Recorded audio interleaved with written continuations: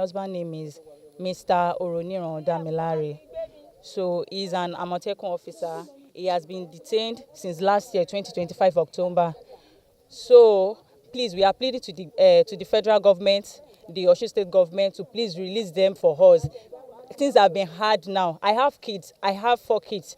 So we barely feed. And ever since he has been there, whenever we talked, he forgets things easily. When we talk, he cried. We always cried. We are begging the government to please release them for us. We are suffering. We are suffering. We cannot eat. We cannot do anything. Please, we are begging the federal government. We are begging everybody that is behind the scene. Please, we beg in the name of God. Please release them for us.